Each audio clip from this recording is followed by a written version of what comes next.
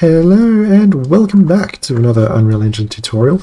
In keeping with the theme that I've had going on this week, we're going to do something that's slightly more technical, but can be very rewarding, especially if you care about things like performance and that kind of thing.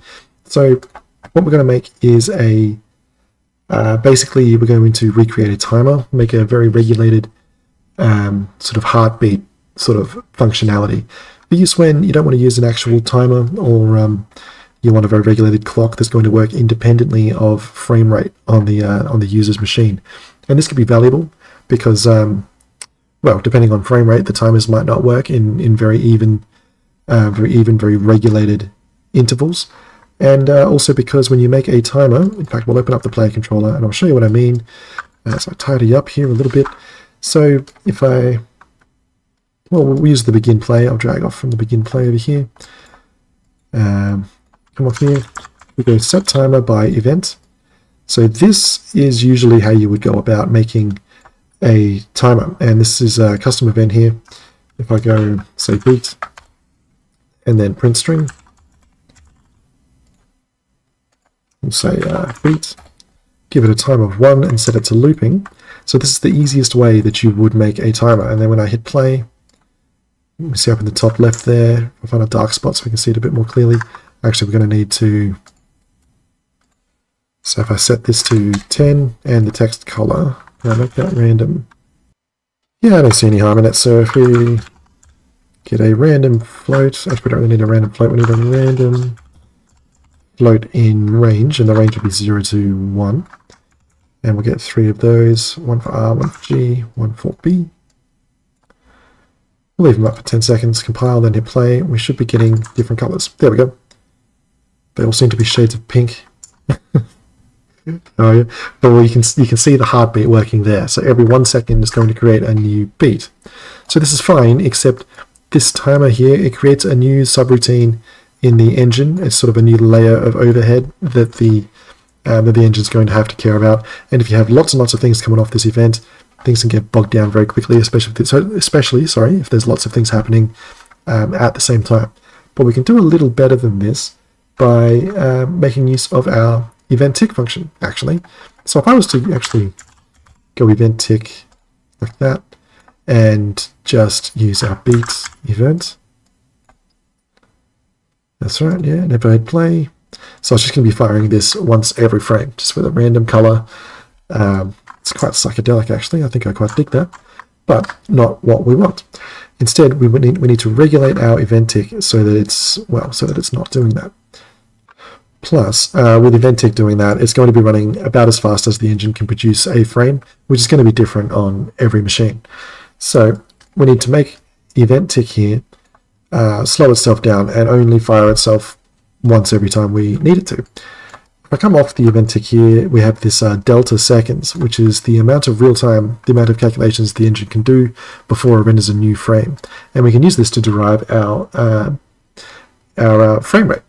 So we're going to need a couple of variables for this. We're over here in the player controller. I want to make a float. We'll call it counter. And as I said, that will be a float. And an interval.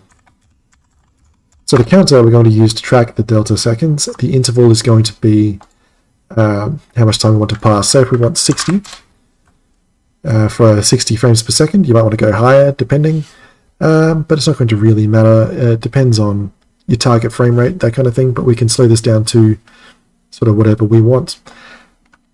This will make more sense as we start building out the functionality. So out of the delta seconds, we're just going to add our counter like that, and then set the counter like this. And we can disconnect that. We'll use that in a sec, so keep it nearby. There we are. So we're building up the counter every time this event tick fires. We're adding more delta seconds to it, and then we'll get our interval. Just control drag to get the getter for our interval here, and we'll check if our counter is greater than or equal to our interval, which we've just set over here to 60. So we'll hold in B to get a branch, plug this in like this. So every time we hit this interval, we're going to fire off the true here of our branch, and that is where we'll get our beat function. And we'll disconnect this, lose our old school timer that we don't need, And when we do fire off this beat function, we're going to print our string, which is what we're doing here, and also setting our counter back to 0 so that we can start again. So it sort of loops around on itself. So this is the functionality here. And when we hit play, nothing happens. That would be because, 60 means it's going to run once in a minute. What we want is 1.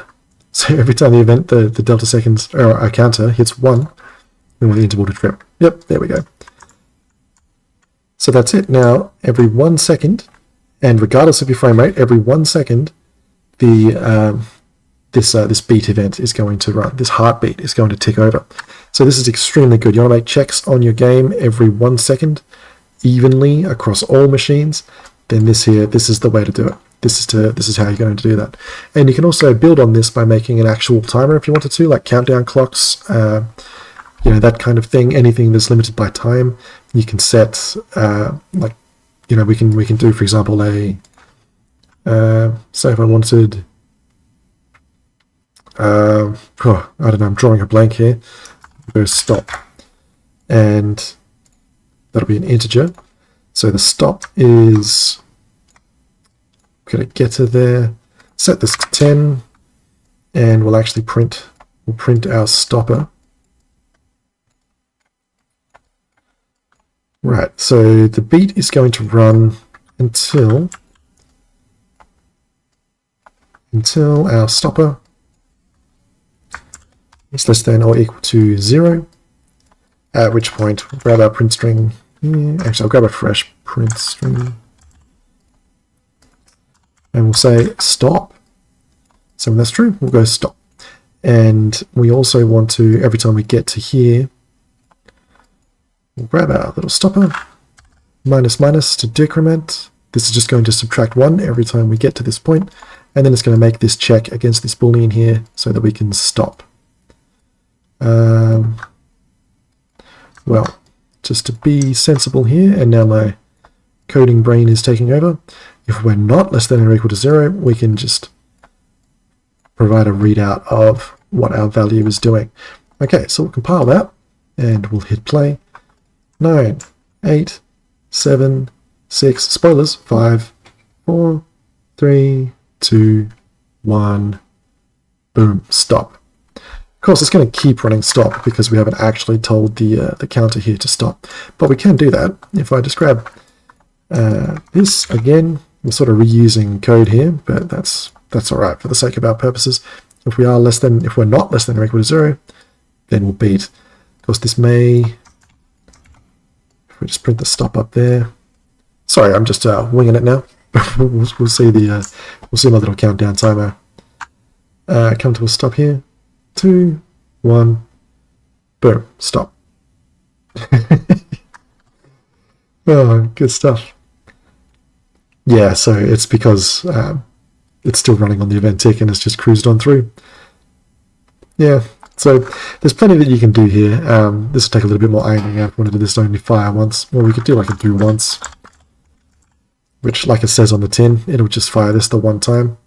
Things like that, this is one example of how you can make just a very simple countdown timer with an event, with conditions that happen when it reaches its bottom. Anyway, this is an event tick based heartbeat sort of functionality, which hopefully you can graduate from using set timers or timeline nodes, which just create a lot of overhead that you're not going to need. So that about wraps this one up. Another slightly theoretical one, but I hope you guys learned a little something from this video. I promise there will be more flashy, cool things with a bit more sex appeal coming up in the very near future. Until then, the best way to get in touch with me is on Discord. Please like the video on your way out. Leave your feedback, your requests, any sort of kind words you like in the comments below, and I'll catch you in the next one. See ya.